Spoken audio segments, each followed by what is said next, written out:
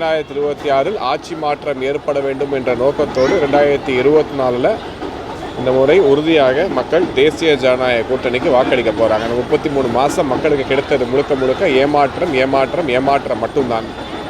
ஏமாற்றத்தின் விளிம்பில் இருக்கக்கூடிய மக்கள் நிச்சயமாக ஒரு மாபெரும் புரட்சி ஏற்படுத்தி 39 தொகுதிகளிலும் தேசிய ஜனநாயக கூட்டணி வேட்பாளர்களுக்கு ஆதரவு தந்து ஒரு பெரிய வெற்றியை கொடுப்பார்கள்.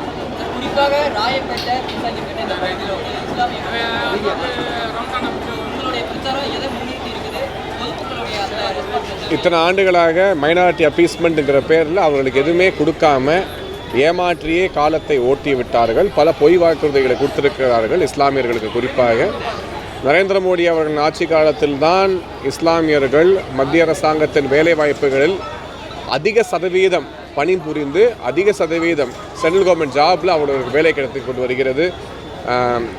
இஸ்லாமிய பெண்களுக்கு, குறிப்பாக பெண் குழந்தைகளுக்கு படிப்பில் நிறைய மானியங்கள், நிறைய ஸ்காலர்ஷிப் ஸ்கீம் மூலமாக அதிகப்படியாக அவங்களுக்கு என்கரேஜ் பண்ணி அவங்க இன்னும் ஹையர் எஜுகேஷன் அந்த பர்சன்டேஜ் அதிகமாக இன்க்ரீஸ் ஆகிருக்கு. அதுவுமே நரேந்திர மோடி அவர்களோட காலகட்டத்தில் தான், இந்த 10 ஆண்டுகளில் தான் நடந்திருக்கு.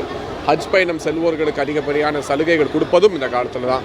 அதிகப்படியான இஸ்லாமிய நாடுகள் தான் நரேந்திர மோடி அவர்களுக்கு அந்த நாடுகளோட உயரிய பதவிகள், விருதுகள், உயரிய விருதுகள் 9 நாடுகள், 9 இஸ்லாமிய நாடுகள், ஷரியா லாவை பின்பற்றக்கூடிய 9 இஸ்லாமிய நாடுகள் நரேந்திர மோடி அவர்களுக்கு அந்த நாட்டோட உயரிய விருதியை கொடுத்திருக்கிறார்கள். அந்த நாட்டெல்லாம் கூட நரேந்திர மோடி அவர்களின் அருமை தெரிகிறது. தமிழ்நாட்டில் மட்டும்தான் இந்த திராவிட முன்னேற்ற கழகம் பொய் புரட்டுகளை கூறி இந்த மக்களை ஏமாற்றி கொண்டு வருகிறார்கள். அந்த பொய்கள் உடைக்கப்பட்டு இஸ்லாமியர்கள் கூட இந்த முறை பெரிய அளவில் தமிழகத்தில் பாஜகவுக்கு ஆதரவு தெரிவிப்பார்கள்.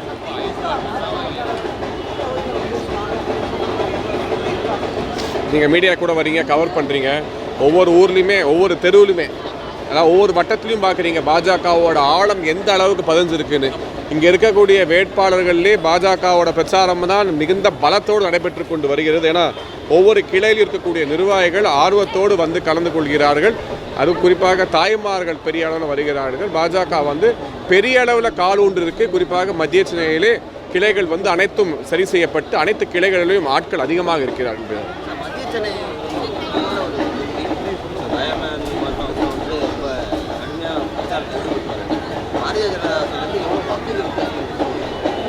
அது தேர்தலுக்கு வெயிட் பண்ணி பார்க்கலாங்க. வாக்கு